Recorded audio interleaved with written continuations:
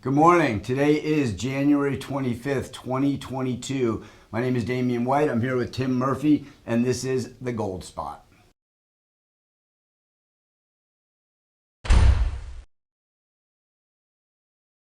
Okay, well, let's get right into it. We're coming to the end of the first month of the year in 2022, and we're already starting out to see a pretty rocky environment financially. The stock market's been selling off for 3 weeks straight.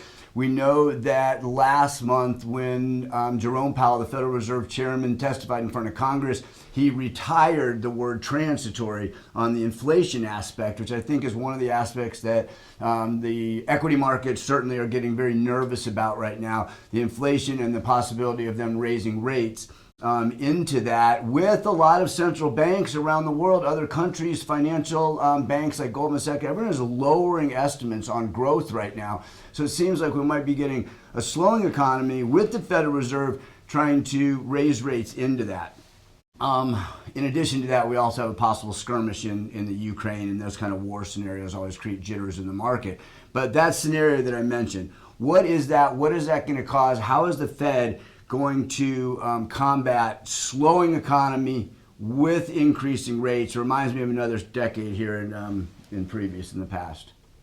Yeah, Damien, it's like the 1970s with stagflation, and the Fed is caught between a rock and a hard pan. And imagine a hot air balloon, and you had the big balloon is in the old days was the economy, and the basket was the stock market. And now reverse it. Now you have the stock market is the actual balloon, and it's leading the economy all over the place. And the Fed knows this, and they know that the economy is in trouble, and that if it wasn't for all this money that was made in the bonds and stocks and real estate, that we'd be in deep trouble right now because of our massive debt. So the Fed is going to continue to, at all costs, they're going to have to keep rates down and force them lower the best they can.